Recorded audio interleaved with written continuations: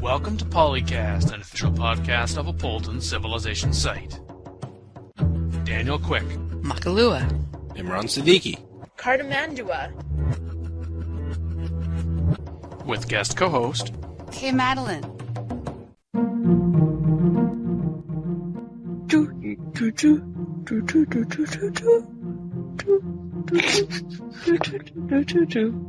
Sorry.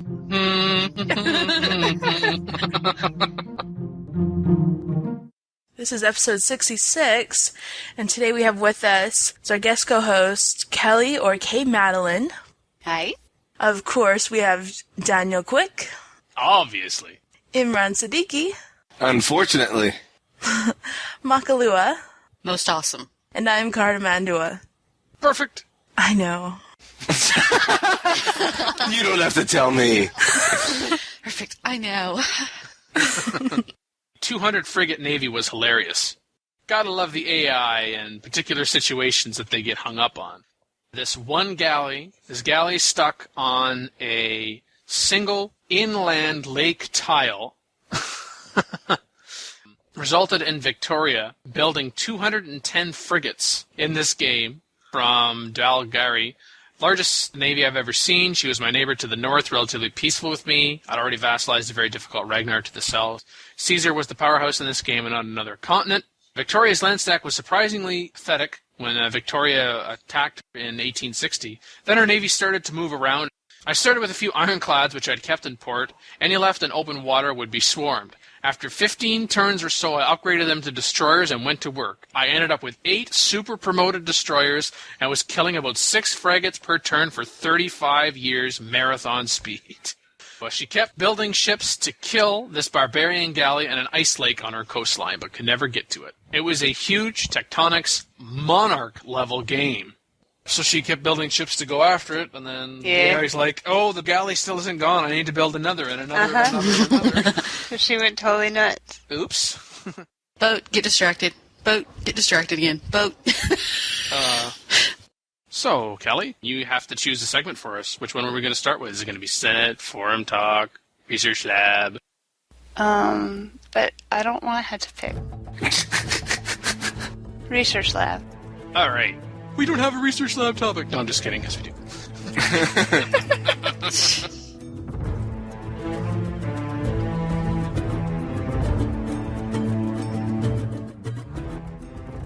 In Research Lab, we talked about some ideas for dark ages to be added to the game. Dark? Opposite of shiny. Oh no! Unless it's dark chocolate, then it means it's extra shiny. Dan hates it now. I must cleanse myself. It's I'm sorry. horrible. I can't get the filth off me. In the Senate today, we discussed why would you ask the AI to change civs, and we talked about capitulation. Under the Miscellaneous category, a Civ 4 Best Game Advice You Ever Got countdown. And in Forum Talk, we talked about what's the point of multiplayer and the best way to set up online multiplayer with your friends, the Civ players out of sync patch, and a research study someone's doing for their thesis about civilization players. Before we get into our topics, I just thought I'd note that this is my 50th consecutive episode on the show. Dude. Wow. Jeez. Wow. So you get a raise now?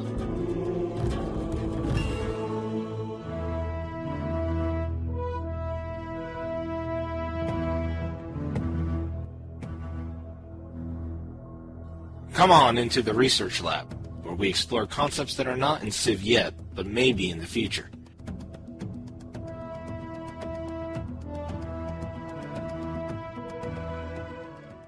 This thread about dark ages, which is kind of like the opposite of golden ages, but not really opposite. It's kind of weird. His idea, he knows it would piss some people off. Can I say that? Piss people off? Mm-hmm. I guess. My mother wouldn't like it, but... He wanted it to be like a message would pop up and say, a huge plague has hit your civilization, removing one plot from all cities and starting a 100-year dark age. Ugh. The world is totally peaceful except for crazy people on it with no disasters, diseases, or droughts that would cause a dark age. And he thinks that's too unusual and we need to have this addition to the game. And I'm like, No, I don't think so, because that would mess up my beautiful world. But some people in the thread really liked it and thought it would be a great idea. But I don't like it. But then other people in the thread were like, yeah, actually you should be able to do that. You should have great spies could be able to start Dark Ages in other civilizations. Well, I kind of like the idea because that's generally how the plague, in history was spread through trading and other contact and warfare. And so I think it'd be interesting if some kind of contact caused the plague or spread it from one civ to another. Yeah, and seeing as how for Golden Ages, except for a couple of wonders, you need great people, they would initiate it, so why not have a great person be able to initiate a Dark Age? Only in this case, you want your great person not to go to one of your cities. Right. I started a Dark Age in my own city. Damn it. Reload. Oops. Oops. And actually the thread was 3 years old, and somebody necroed it. And my favorite was Rough Pie said, further, if you pop a great scientist in a Dark Age, the unit is deleted. And if you pop a great priest, you get another one automatically. Which I thought was hilarious, but some people might be offended by that. I don't know. And with the great spy suggestion being able to start a Dark Age, it was suggested that, for instance, if you had a great scientist, it could stop a Dark Age. And somebody was suggesting having other kinds of great people to start something like great heretics and heathens and rebels. People were going off on this idea. If you're going to associate it with great people, just associate it with the great people that are already in the game. Yeah. As was suggested. But it would be kind of funny to do it to the other guys. I just don't think I'd like it if it happened to me. Well, 6K Man suggested that a Dark Age not be a Civ-specific something, but something that affected everybody. Yeah. That it wouldn't be game-breaking, but could have an effect on everyone on the game. And so as a result, it wouldn't be a random event. Some people were like, no, that shouldn't just happen at random. It should depend on some choices you make throughout the game. Generally, I like the idea that it affects everyone. Now, I can understand people saying, well, if you're talking about this being the opposite of a Golden Age, of course, a Golden Age doesn't happen to everybody. But gameplay versus realism, yes, in history there was the Dark Ages, but we have to think about gameplay. Is that really going to be fun? And I don't think it would be fun just to be a random event, because if we are going to call it a Dark Age random event, then it would need to be sufficiently bad enough to justify calling it a Dark Age, however we want to apply that in the game. I support those people who say that's comparable of taking away what a Golden Age would give you for a temporary period of time.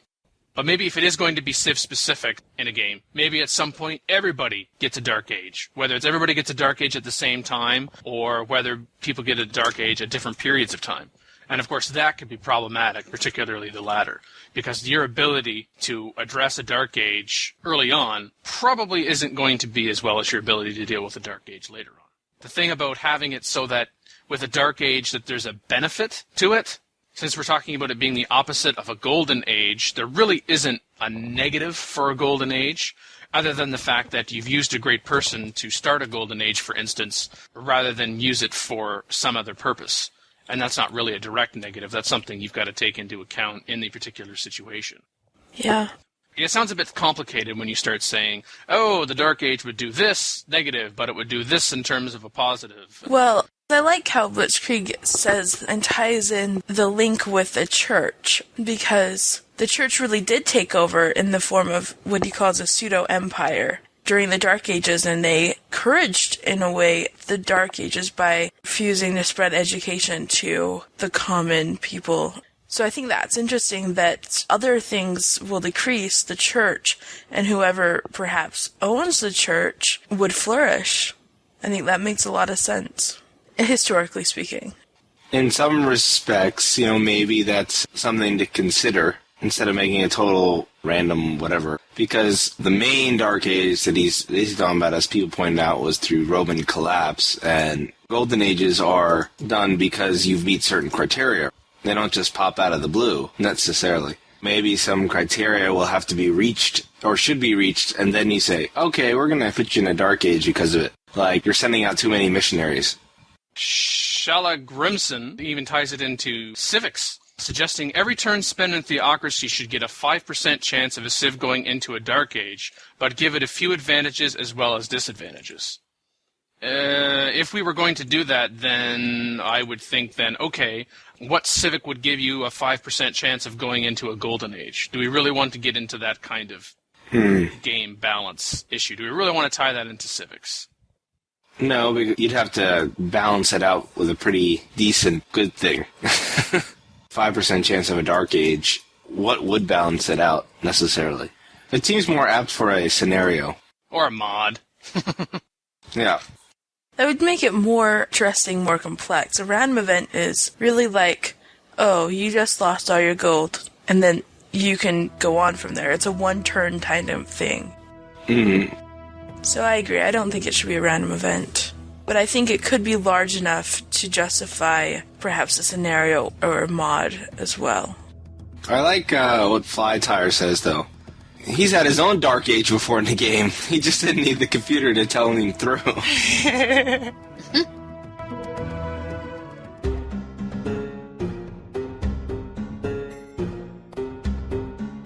Welcome to the Senate, where we discuss game strategy.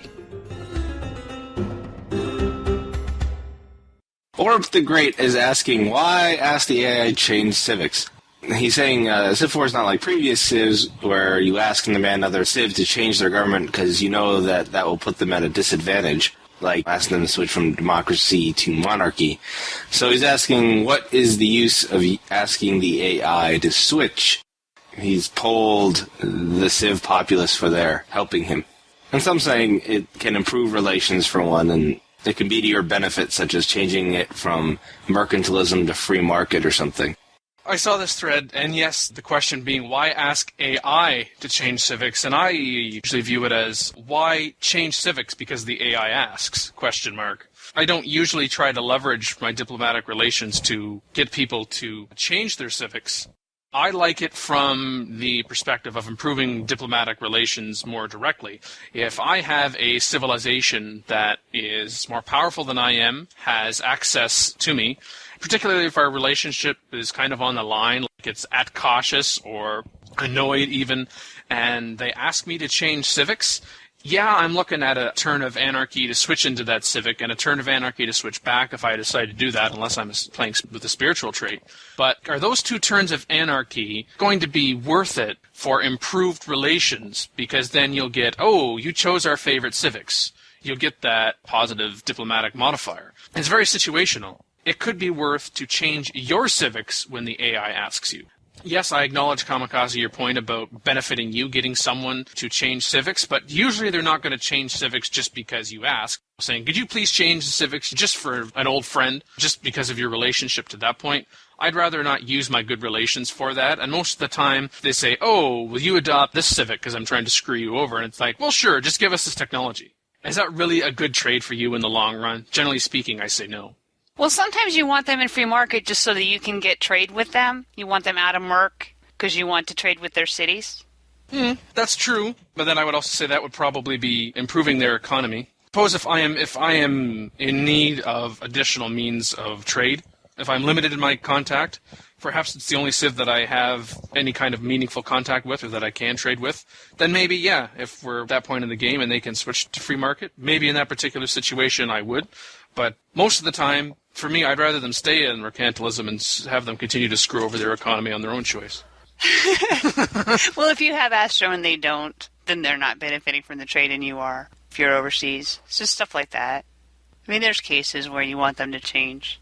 Phi Calais notes that it's worth noting which leaders in your game have relatively early favorite civics like hereditary rule and caste systems, since getting off on the right foot is important in diplomacy. By the time you switch to another civic, you'll probably have other bonuses from open borders and trades that you might not have had otherwise, especially if you're different religions. Unquote. That is also a fair point. Take into account who your neighbors are, what their favorite civics are, can they get to that favorite civic, what are your relationships like them otherwise, and what is their military power, at least relative to you.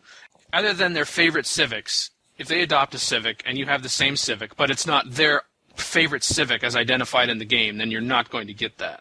It's only their favorite civic that ever counts, but you get bonus for them asking you to change. That's a different plus on the chart than if you do it without them asking. Usually in a situation, if you're looking for a positive diplomatic modifier for civics, then first of all, I kind of think, in a way, you're a little bit desperate. But that's okay. That can happen in certain situations.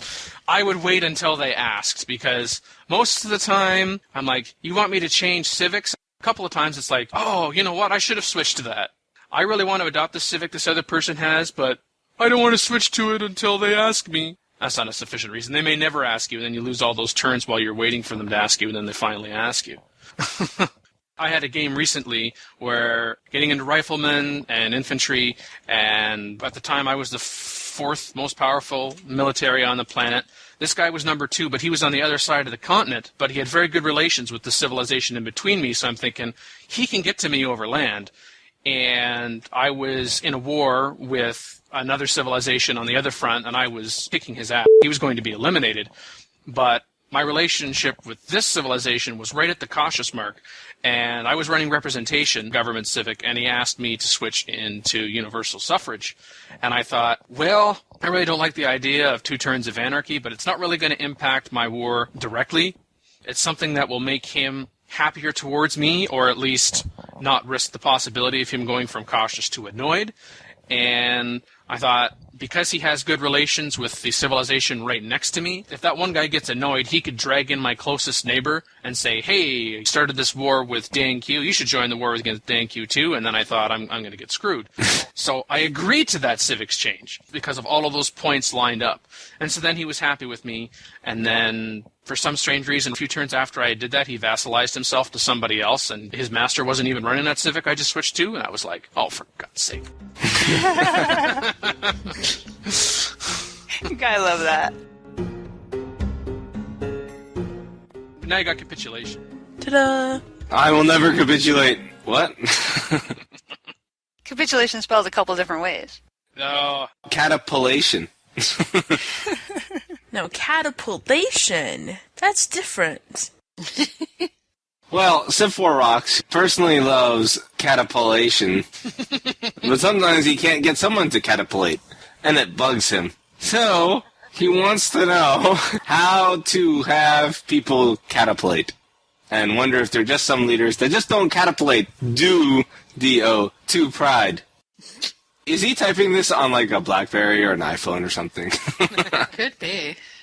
Yes, we know what you mean, Civ4 Rocks. It says, eventually I surpassed my allies in strength and started taking his cities, but he didn't ever capitulate.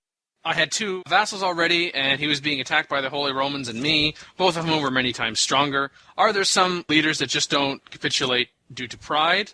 For those wondering about vassal states, it was introduced in the Warlords expansion. There are 2 ways that you can acquire a vassal state. During peacetime, post-feudalism technology, a civilization may voluntarily become a vassal, and the vassal, not the master, is given the option to renew the relationship after 10 turns. But here we're talking about a vassal relationship that arises during wartime, and is referred to capitulation. Differs from the peacetime arrangement in that the vassal can't break the relationship unless A, it grows to more than half of the size, land, and population of the master, or B, loses more than half the territory it owned at the time the agreement was created. As people are pointing out here, I think it's very atypical to get a civilization to capitulate and become a vassal when they themselves have a vassal. Usually I have found that will happen when the other civ that I am hoping will become my vassal loses his or her vassal. And that is usually a sign that they're sufficiently weak that I may just, in fact, be able to get the former master to this vassal to become my vassal. But as the me and team puts it, capitulation is very convoluted and crappy. The me and team says civs won't capitulate unless they're weaker than the average of all civs, modified by war success. I assume modified by war success meaning success against them. Whether or not they're a land target to another civ warring with them, your power is higher by enough, quote-unquote, and by enough is, of course, a relative term. And the next one is they get a power boost for having a vassal, even as the vassal kills the average. I'm not sure about that one, because civs won't capitulate unless they get a power boost for having a vassal. You mean they get a power boost for becoming a vassal? They're more secure because they have a master that can protect them. As Neru2 Avatar DBZ says, every leader has a certain capitulation weight. It makes leaders like Louis and Catherine easy to capitulate, while Sitting Bull, Genghis Khan, and Napoleon fight to the bitter end. And as the me and team kind of adds to that, that's found in the XML. We really haven't talked about capitulation directly so far on this show. That's true. Well, the question from Civ4 Rocks had something specific to do with capitulation, just kind of making it more a general topic here, since you got us started. Mm-hmm. Learning Civ had a few good points with regards to, in terms of an easy decision, whether or not to vassalize someone, whether or not to get them to capitulate if they are willing to do it. Current game situation, that's kind of an obvious one. Will raising unwanted cities allow another Civ to fill in the land and possibly become a lot more powerful? That's also related to, yes, okay, we need to take some cities of particular civilization to increase the likelihood that they will vassalize, but when I take those cities, do I raise them or do I keep them? I think one of the best ones in terms of directly deciding whether or not, do I want to vassalize this person? I'm already at war with them, or I'm thinking of going to war with them. Will I accept vassalization? Will I accept vassalization if I think I can't wipe them out, or do I in fact not want to wipe them out? Usually you're not wanting to wipe them out because you realize you can't because your losses would be too great. Can the vassals serve as a shield between my empire and an aggressive AI or someone I want to declare war on? I have done that on a number of occasions, giving myself a buffer. And then when the more powerful Civ or comparably powered Civ declares war against me, I know that it's going to be a while before they get to me because they're going to run over my vassal first. Mm-hmm. And weaken them. Exactly. And of course the vassal thinking I'm going to come to their defense. Sucker. Ha-ha. You also have to look at that gosh darn war weariness. Oh. That really is just as much a factor in deciding whether or not do I continue to push on to destroy them, or do I vassalize them, or from the outset you may recognize I'm not going to be able to plow through their cities in time before the war weariness gets really bad. What war weariness are we talking about? I think any war weariness 200 and under, don't worry about it. 200 to 300, you need to start thinking about it. War weariness over 300, you really need to consider ending this war. There's actually a game I was just playing that one Civ, it was done. It was just a matter of about 5 or 10 turns.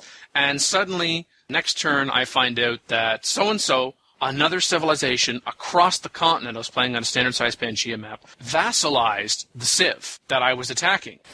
And so I was thinking, oh, okay, I suppose I could have a war on 2 fronts here, but that other civilization does have to go through so-and-so's territory to get to me. But it's later on in the game, maybe they've got some cavalry, sufficient road network, I could have something at my borders, and gosh knows what else. I didn't take my offensive force away from the front of destroying the Civ, but I beefed up. I used some gold I had in my treasury to upgrade my defensive units. Well, that vassalization was really just vassalization in name only because I never once saw a single troop from the master. So it's not only the humans that will screw over AIs as their vassals. One AI will screw their own AI vassal. Haha, that's good coding. Civ4 Rocks says, in response to someone who says that he takes no prisoners, I hate capitulation because instead of them being destroyed, they are simply weakened. Vassals can still win the game. Vassals can still win the game, McEric, but I think it's quite unlikely that they will win the game. Anything is possible, but I have yet to see a game where a Civ that it was 1 point a vassal actually won, and very rarely saw them being better off after being a vassal than they were before.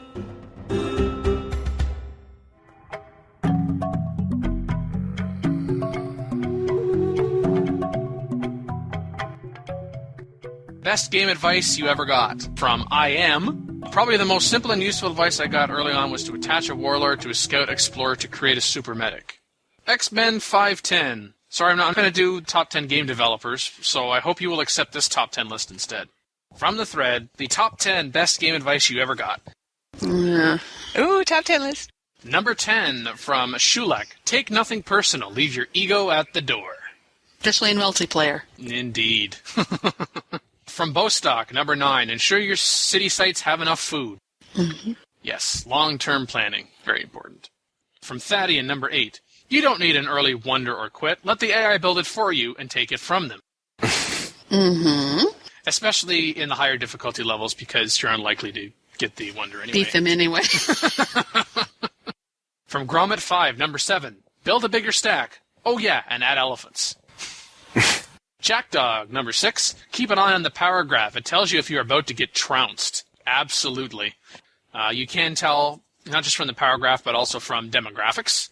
tell you where you are in terms of ranking, for instance, number of soldiers, but it's not going to tell you who, so that graph really helps put that into context. Number 5, from Munch. Siege units exist to be suicided in large numbers. I agree with the message, not exactly the phrasing of that. Suicided. Oh, dear. From Peace of Mind, number 4, cottages, in all caps. That actually should be number 1. Cottages, cottages, cottages, cottages. If you don't have cottages, you're doing something wrong. Deeply wrong. I'm still trying to get a house, okay? I just, the cottage is luxury. Oh, that's something else entirely. Number 3 from Scribey. Use slavery. Number 2 from Alrin Carr. Specialize your cities.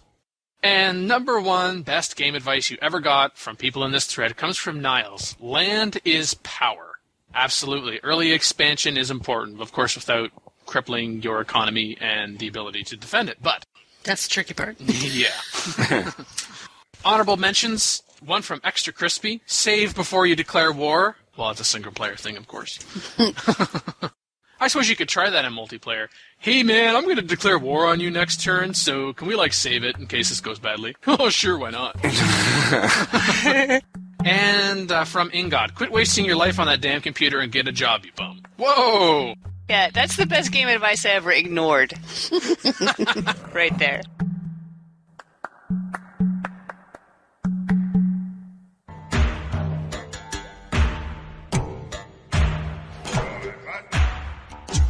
This is Forum Talk, where we investigate hot civ issues in the forums.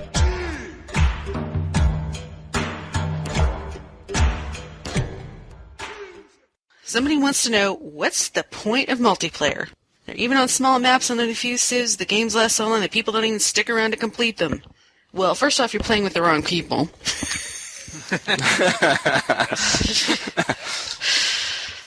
What's another point of multiplayer? You want a challenge that's different than the AI. You're either tired of the AI stupidity or, on the higher difficulty levels, annoyed with the advantages that the AI gets. They go from being too stupid to help themselves to being not quite as stupid, but full of ridiculous advantages that totally tick you off. If you hang out with interesting people, as opposed to just random folk, being a part of a forum, you would think would help Mr. Ruler of the People find some interesting people who won't bail on him. I have not been playing multiplayer Civ for very long, and I just don't play with anybody. I am not a fan of GameSpy. I'm sure there are lots of GameSpy fanboys out there. And when I talk about GameSpy, I am talking about their multiplayer service. Despite the technical issues, and so this kind of actually ties into the third point, the best way to set up online multiplayer with mates, it took me a long time to play Civ 4 multiplayer. Personally, I think you need to have confidence in your single-player game before you attempt multiplayer. Confident in your single-player abilities, looking for a different way to approach the game, looking for a way to extend the longevity of the game, then go with multiplayer. And in fact, my playing multiplayer weekly since last October has increased my desire for single-player games during the week to brush up my skills for the multiplayer. Not me! Do they let you play on pre-settler level?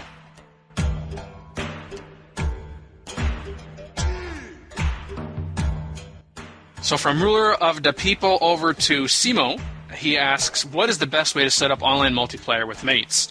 Have one, possibly two mates with whom we are planning to have a game online. I have not played online with people I know, and only once through GameSpy when first bought it. So I'm wondering, since we know all who will be playing, do we still need GameSpy, or how will we connect our game? We are planning to play weekly, so we need to be able to keep playing, i.e. not just one night and then never again. The game will take us months. Particularly if you know who you want to play with of your Civ 4 multiplayer game, go with a direct IP connection. GameSpy has the advantage of finding people who are interested in playing the game, give you a chance to chat, give you a chance to network, and then leave the GameSpy lobby and go do direct IP. The only limitation with the direct IP is for whoever is the host of the game to have their firewall routers configured properly so the proper ports are open in order to make that possible. If you're concerned about security purposes after the Civ 4 game is over, you can always go back and close those ports and undo those modifications, and then you can go and do them again. The first time is always the most difficult, or you could just leave it be. To me, at least from my own experience and based on what the setup is, I think that is the best way, because then you don't have to worry about GameSpy accounts, you don't have to worry about getting dropped through the GameSpy service. You're eliminating the middleman.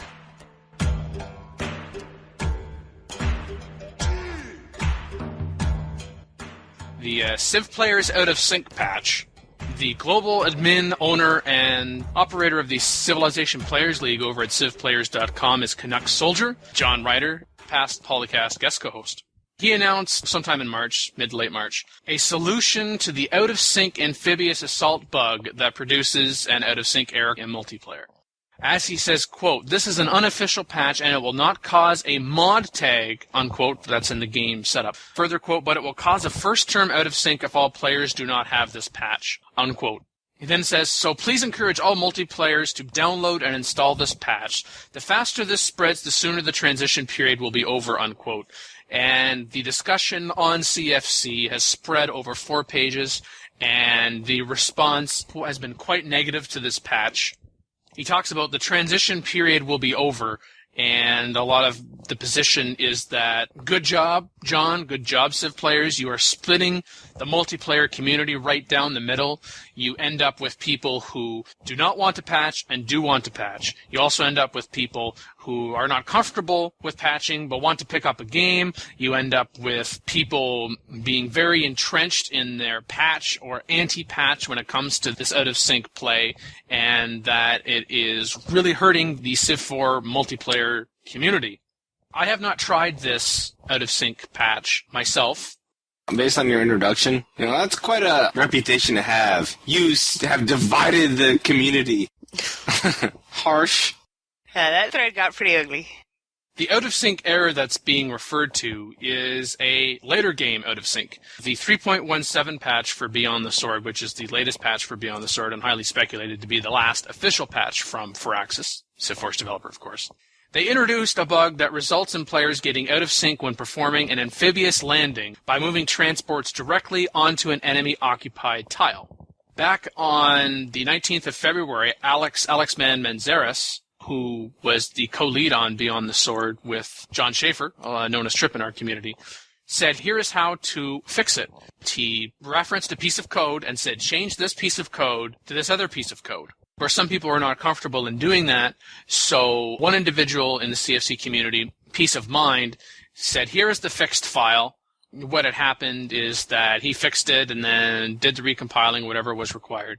Talks about backing up the current DLL file it's referenced in there, says where it's found, and then place this updated DLL file to address this issue. Having said that, kind of an overview, my biggest concern with this patch is that it does not cause a modification tag in the setup. Yes, I understand the concerns about dividing the community. I think in the GameSpy lobby, for instance, it would be advantageous to have in the game name in brackets, like OOS patch. And if people don't know about that, then people can be informed about it. But that way, just at a glance, referring specifically to the GameSpy lobby. If you've been playing with a group of people and you're not able to come to a consensus whether or not you're going to be running this patch, then I guess those of you who think you should be playing it, you guys need to have a game, do want to run it and don't want to run it. Split yourself off in that way. This is a modification to the game, and the mod tag is important. When you're setting up multiplayer, in addition to seeing that mod tag, you should get a pop-up dialog that says, player whatever is using a different version. Make sure that they are a trusted player. And you click OK, and then you see mod right in the setup of the game. I do not know why, and maybe I missed it, but I do not know why there is no mod tag in there. Other than the fact that when people run it, they didn't want that pop-up dialog box to appear. So instead of having the mod tag, it causes a first turn out of sync if players do not already have this patch. It would be advantageous so that everybody knows whether everybody is running this patch or not before you even start to play the game. Why start the game and then have an out of sync in the first turn? It's a later game out of sync error as well. I mean, we're talking about amphibious assault. Players that really want to consider this patch might be those who go on advanced starts, or they otherwise start in a later game era when it's more likely that your multiplayer game is going to get to this point. Of all the multiplayer games I've played since October of last year, that's about 20 to 25 now. Only once has it gotten to the point of amphibious assault, and I was on the receiving end of that assault, so I really don't like to think about it anyway. When I started reading the thread, I didn't realize until I started reading the comments just how angry some people are about this. I understand the frustration to a degree. There's absolutely no problem in raising constructive criticisms. Some people have resorted to personal attacks, which of course is totally hurting your argument, totally counterproductive. Scrolling through this thing, and yeah, it actually gets kind of interesting. With everyone piling on Canuck Soldier and him like, well, I'm sorry, but 5,000 people have downloaded it. So I don't know what's wrong with you. At the end of the day, you read about the patch, what it is, why it exists, what it addresses, and how it addresses it, and then make a decision whether or not you are going to run it. And then, with the people you are playing with or have been playing with, make sure that you have a consensus about whether or not you are going to run the patch. Canuck Soldier has said that the uninstallation is about as quick as the installation in about 30 seconds. But that's annoying. It is. Now, I'm a little confused because he says in post 48 we didn't do a mod because the mechanism, when you load a mod, you have to reboot the game and see a separate game list if you have a mod, and then you have to reboot the game to get rid of the mod if you don't want to see mods. Isn't that what you're doing if you install and uninstall the patch? You're rebooting the game? Yeah, that's true. I think the biggest problem with not having the mod tag is that there are other things to discuss when it comes to the gameplay, game settings, whether or not you're running this. People who have the patch think everybody else has the patch. The people who don't have the patch think nobody has the patch. And then they get into the game, and then you get an out-of-sync error. It's possible that you're not going to know right away, or the question might not come up right away. Oh, I wonder if they're running the amphibious assault patch.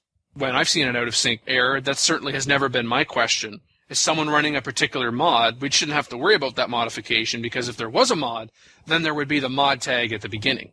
Yeah. Yeah. He says you don't want to have to load the mod because then you have to reboot the game. But you have to do that anyway if you have to install and uninstall for people that have it or don't have it. So I don't get it. Well, it wasn't up to me.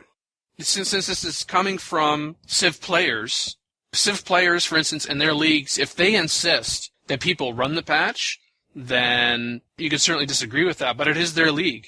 Right. If they want to support it that way, then that's their choice, just like it's then your choice whether or not you're going to continue to play in the league. As someone says, well, what we do is since we know that the bug exists, we avoid doing exactly what is described. Yeah. And I can understand how people are frustrated because, say they're joining it and they don't know anything about it. They're like, wait, I got to download an unofficial patch to play? What the hell's this? And particularly people new to multiplayer are probably also uncomfortable with something that's not officially from Firaxis.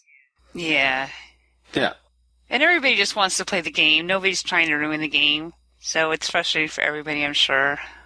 Well, the other thing that can be done, you can play with the out-of-sync, right? To make the out-of-sync notice thing a little bit smaller. Post 10 Octavian flu, post what it looks like. And it's a big red thing in the middle that says, this game has gone out of sync, please check OSS values, blah, blah, blah, blah, blah.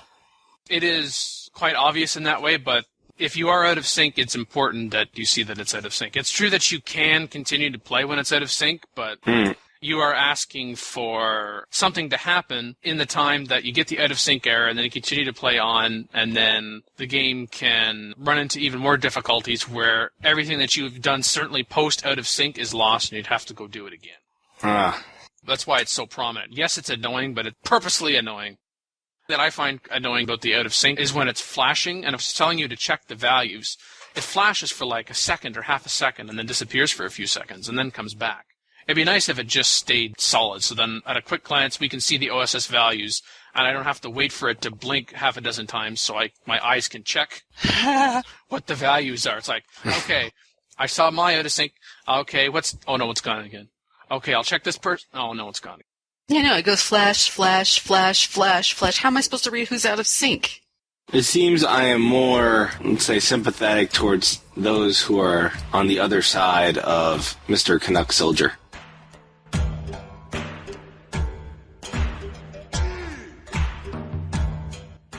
Research study about civilization players. A 57-item questionnaire. It's for masters, and he's at York University, one of my alma maters, as a matter of. No wonder you linked to it. The survey only takes about 10 minutes, and your response is greatly appreciated. The survey did only take me about 10 minutes. Thomas Bach, you decide to provide a summary of your research findings, say, in this thread, even for people who prefer not to contact you directly, and then you could share it with anybody. And that would also mean that you could share the results with people who only find this after the survey period is over. The biggest beef was that one of the things it asked you is what leader you prefer to play, and he only listed Vanilla Civ. And no random. Yes, and there was no random option to choose either, which is what I do almost always now. Which I never do, but I noticed it wasn't there. Some of the questions, some people were saying the choices were kind of strange. Some replies were missing, such as situational instead of agreeing or not agreeing. Yeah, some were quite odd. Yeah, like Fungus420 said, I gave up on your survey after this question, which is choose one of the following, which most closely matches. I don't like it when I find myself manipulating people, or I find it easy to manipulate people. But as he says, these are not mutually exclusive options. So I guess in situations like that, you can't either give up on the survey because you think that the results you're getting are going to be invalid or at the very least skewed because of the choices that you've limited it to, or you just recognize that I've got to choose the answer that best fits, and that's what I did. What was not clear to me from taking the survey is how is he going to tie in, for instance, the first questions, which is how long have you played the series, how often do you play against computer players, how often do you play against human players, what difficulty level do you play at most, what type of victory do you use most often? How are you going to tie that data? What conclusions are you going to be able to draw from that? And the particular questions, which were either check either or, and then the 5-scale strongly disagree to strongly agree scale. What is it that he's trying to answer in his thesis? I really have no idea. There is no time limit right now on the survey. It doesn't say how long you have. You do need to be at least 18 years of age, or at least be willing to say you're 18 years of age. Sorry, Joe Coolio. So I wish you luck with your master's thesis on this, Thomas, whatever it is that you're going for. You're purposely leaving us in the dark, although I understand you're not telling us what you think the results are going to be or what you think the relations are going to be, because then that could affect the input that you're receiving. But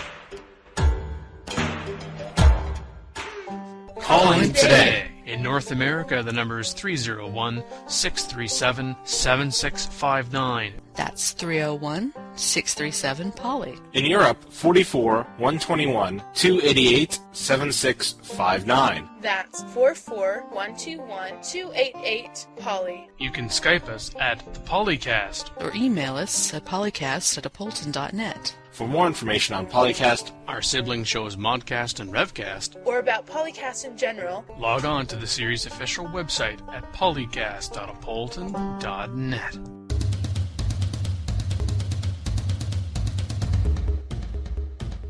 you've been listening to episode 66, the Satanist episode of PolyCast, the official podcast of Apolyton Civilization Site.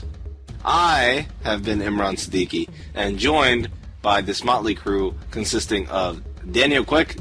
Isn't that Satan Jr., though? Because we're missing a 6. Moving on, Makahlua. Bye. Cartimandua.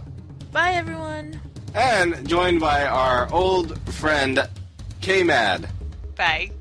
Wow, you called a woman old and you got away with it. Yeah, he's allowed to this time. I said old friend. Yeah, old friend is a bit different. That's okay.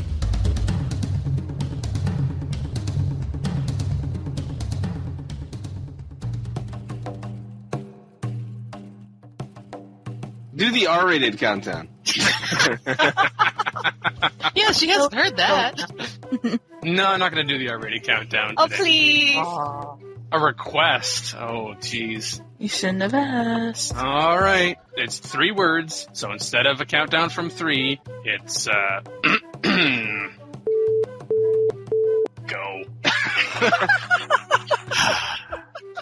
All right. Oh, my goodness. We're hilarious. Exactly. We should put that in the outtake now. We're hilarious. And then just like 5 minutes of us laughing. We are the lols. We are the lols. I thought you were going to make me do the closing, and I was like, oh no, I'm going to mispronounce everything wrong. Wait, if you're going to mispronounce everything wrong, Oh. it's a double negatives. I mean, you're going to pronounce everything right? All Look, right. teacher. You're such a teacher, Dan. It's the weekend. Turn your brain off. Record date April 4th, 2009. Civilization 4, Warlords and Beyond the Sword sound clips, copyright Take-Two Interactive. Copyright 2009, Apolyton Civilization Site at apolyton.net.